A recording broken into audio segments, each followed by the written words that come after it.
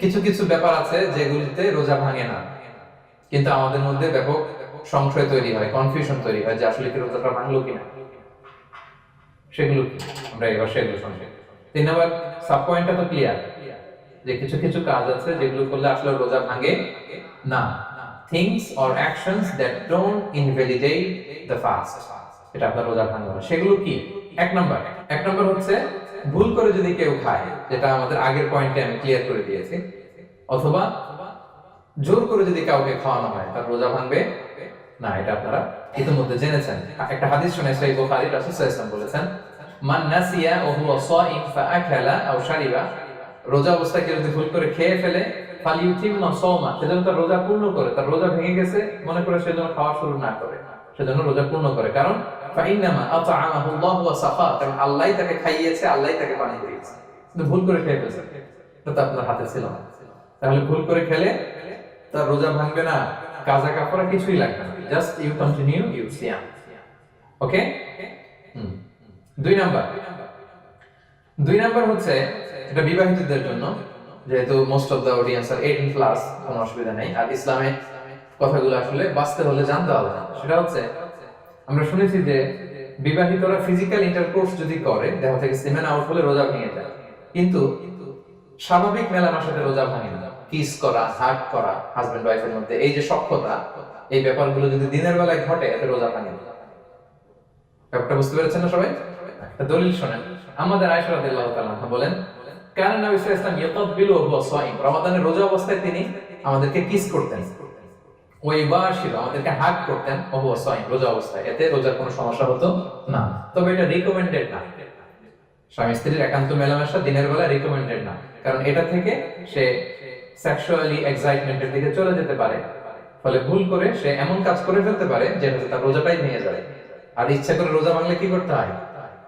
কাজাও কাফারাও, খবর আছে না? সেজন্য এটা খেয়াল রাখতে হবে। 3 নাম্বার, এটাকে আরবিতে বলে আল ইহতিলাম, ওয়েট ড্রিম, বাংলায় বলে স্বপ্ন দোষ। ঘুমের মধ্যে এমন কিছু দেখলেন ফলে আপনার সিমেন আউট হলো, আপনার রোজা ভাঙবে না। কারণ এটা কি ইচ্ছা করে করছেন আপনি? এটা কার হাতে? আল্লাহ। এতে রোজা ভাঙে না। শুধু আপনি ঘুম থেকে উঠে ফরজ গোসলটা করে নিলে করে। প্রিয় ভাইরা, মুসলিম কমিউনিটির ভাইরা, কথা কি বুঝতে পারতেছেন? আচ্ছা। 4 নাম্বার হচ্ছে ব্লাড টেস্ট। অনেকে বলে যে হুজুর ব্লাড টেস্ট করা যাবে কিনা রমাদানে? ব্লাড টেস্ট করা যাবে। ব্লাড টেস্ট করলে রোজা ভাঙে না। এটা খুবই জরুরি একটা মাসালা, প্রায় আমাদের লাগে। 1-2 সিরিঞ্জ ব্লাড নিলে ভাঙে না। তবে যদি অনেক বেশি অ্যামাউন্টের ব্লাড নেয়, এতে যদি আপনি ক্লান্ত হয়ে পড়েন, সেক্ষেত্রে আপনি রোজা ভাঙতে পারবেন, পরে কাজা করলে ভালো। 5 নাম্বার হচ্ছে অনিচ্ছাকৃত বমি। এটা আমি আগেও ক্লিয়ার করেছি যে ইচ্ছাকৃত বমি করলে রোজা ভাঙে, কিন্তু অনিচ্ছাকৃত যদি বমি চলে আসছে, ভমিটিং হচ্ছে, আমার রোজা ভাঙবে না। 6 নম্বরে নোজ ব্লিডিং, নাক দিয়ে অনেকে রক্ত পড়ে না, নাক দিয়ে রক্ত ঝরলে মানুষের রোজা ভাঙে, আনলেস যদি অনেক বেশি অ্যামাউন্টের হয়, আপনি ক্লান্ত হয়ে পড়েন, তখন আপনি রোজা ভাঙতে পারবেন। 7 নাম্বার, রোজা রেখে দাঁত ফেলতে পারবো কিনা? জি, রোজা রেখে আপনি আপনার দাঁতকে রিমুভ করতে পারবেন, খুব বেশি যাতে রক্ত বের না হয় সেটা আপনি খেয়াল রাখবেন। দাঁত ফেললে যে রক্ত বের হয়, এতে রোজা ভাঙে না। 8 নাম্বার পয়েন্টটা খুবই গুরুত্বপূর্ণ, এটা খেয়াল করে শুনতে হবে। কান দুইটা খরগোশের কানের মতো খাড়া করে শুনেন, খুব মনোযোগ দিয়ে। 8 নাম্বারটা হচ্ছে ইনজেকশন। রোজা রেখে ইনজেকশন দেওয়া যাবে কিনা? কিছু কিছু ইনজেকশন দেওয়া যাবে, কিছু কিছু দেওয়া যাবে না। কোনগুলো দেওয়া যাবে না? এনার্জেটিক ইনজেকশন দেওয়া যাবে না। যে ইনজেকশনে ফুড সাপ্লিমেন্টারি আছে, যেটার মধ্যে নিউট্রিশন ভ্যালু আছে, এই ইনজেকশনগুলো দেওয়া যাবে না। এমনও ইনজেকশন আছে যেটা দিলে 7 দিন আপনার আর খাওয়া লাগবে না, একেবারে তরতাজা। এরকম ইনজেকশন দেওয়া যাবে? তো আপনি সিস্টেম করে খাইলেন, কেমন যেন, তাই না? আপনি অন্য ওয়েতে দেহে এনার্জি ইনপুট করলেন, এটা করলে রোজা ভেঙে যাবে। তাহলে food supplementary injection, nutrition value আছে এরকম injection, energy tech injection, energy boost up করে এরকম ইনজেকশন দিলে রোজা ভেঙে যায়, এগুলো দেওয়া যাবে না।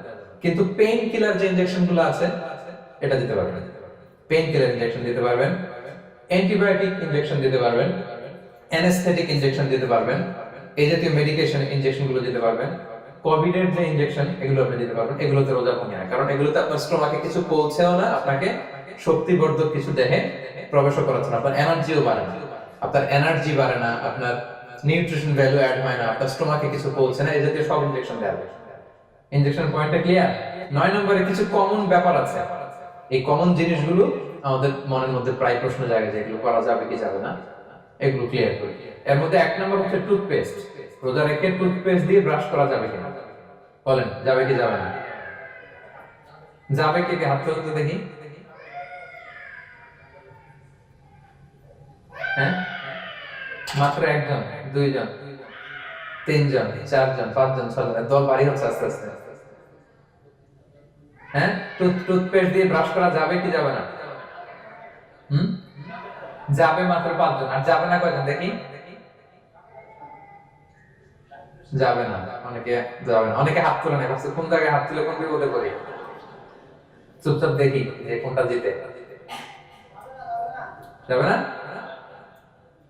যাবে না, দল ভারী না? যাবে? এই সুন্দর বলছে, যাবে, কিন্তু না করাই ভালো। হ্যাঁ, যাবে। টুথপেস্ট দিয়ে ব্রাশ করলে রোজা ভাঙে না, তবে যদি খুব স্ট্রং টুথপেস্ট হয় এগুলো ব্যবহার না করা ভালো। দিনের বেলায় মেসওয়াক করা ভালো। হ্যাঁ, মেসওয়াক করলে ওইটা সবচেয়ে সেফ। তবে যদি আপনি টুথপেস্ট দিয়ে ব্রাশ করেন আপনার রোজা ভাঙবে না ইনশাআল্লাহ। কেউ কেউ মাকরু বলেছেন, কিন্তু আপনার রোজা ভাঙবে না। মাউথ ওয়াশ সেম, যাবে, কিন্তু রেকমেন্ডেড না। হ্যাঁ, গার্গল করতে গেলে আবার ভিতরে চলে যাবে। সিম্পলি কুলি করা যাবে, কিন্তু আপনার রোজা ভাঙবে না। কিন্তু দিনের বেলায় আমরা টুথপেস্ট, মাউথ ওয়াশ এগুলো ইউজ না করে কোনটা সাজেস্ট করি? কোনটা? মেসওয়াক করেন তো আপনারা?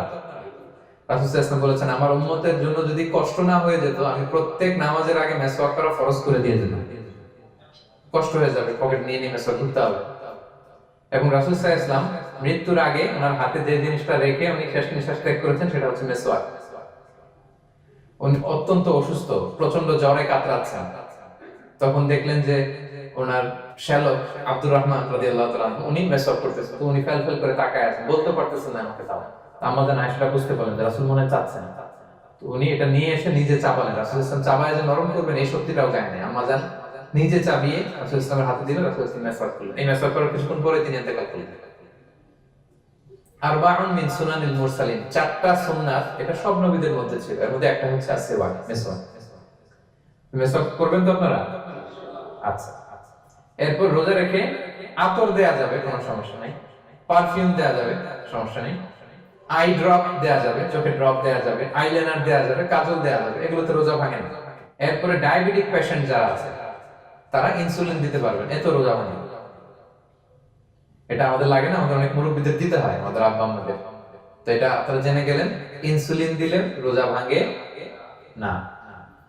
এরপরে 10 নম্বর খুব মজার একটা পয়েন্ট, খাবারের যদি লবণ চেক করা হয় এতে রোজা ভাঙে না।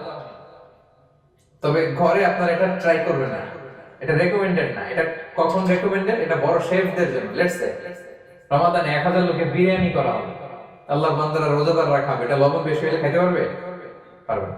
এজন্য যিনি শেফ, প্রধান বাবুর্চি, উনি লবণটা ট্রাই করতে পারবেন, করে সাথে সাথে কুলি করে ফেলবেন, ভিতরে তো কিছু গেল না, এতে রোজা ভাঙে না। তাই বলে প্রতিদিন ঘরের রান্নাতে আবার এটা করতে যায় না।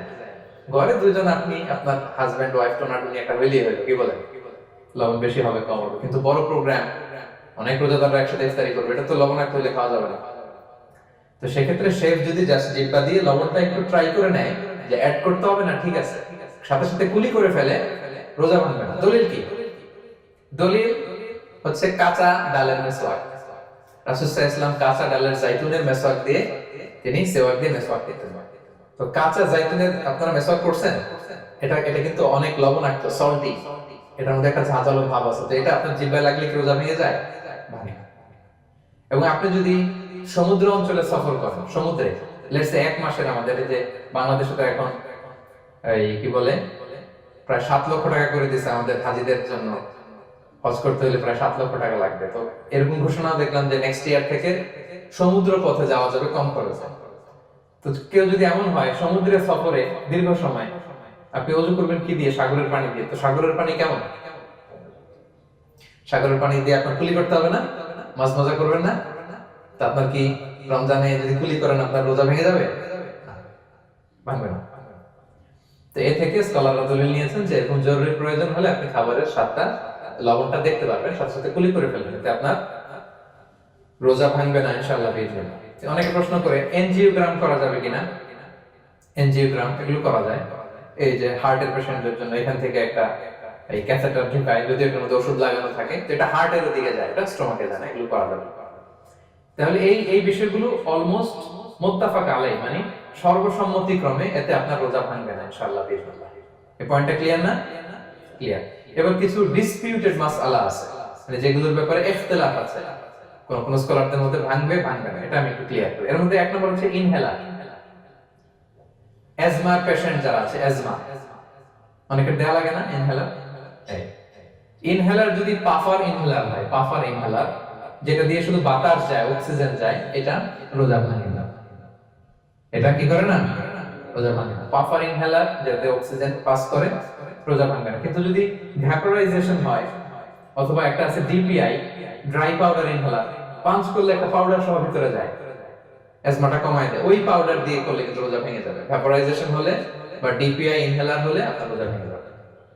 ইনহেলার ক্লিয়ার তো সবার কাছে? আচ্ছা, এরপরে যাই সামনে। সাপোসিটরি বুঝেন তো না?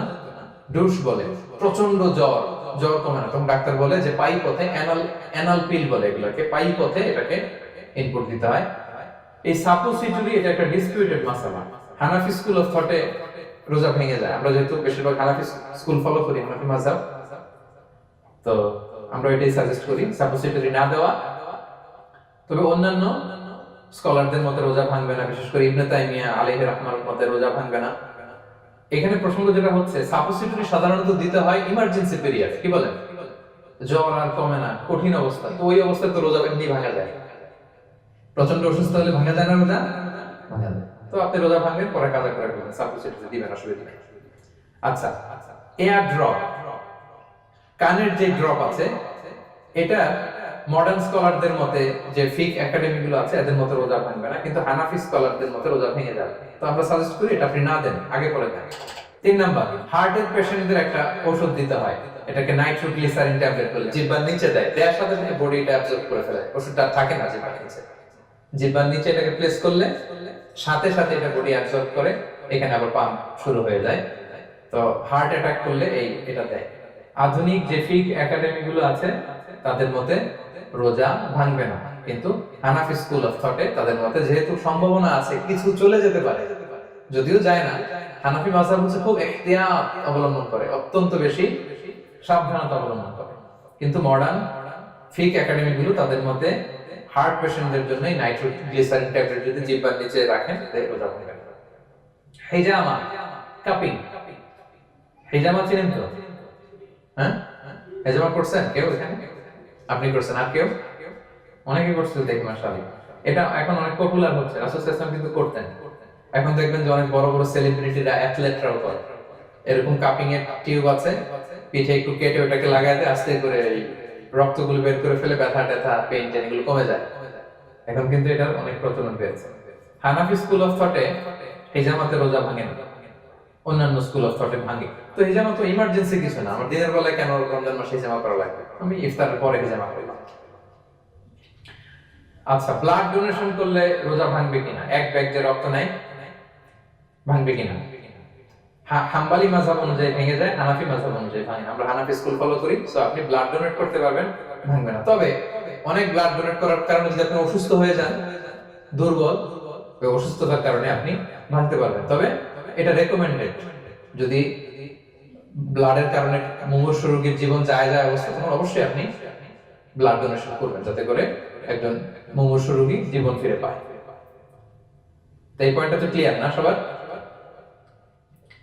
তো এই ছিল সম্মানিত সুধী কিছু মৌলিক বিষয় যেগুলো করলে আমাদের রোজা ভাঙে।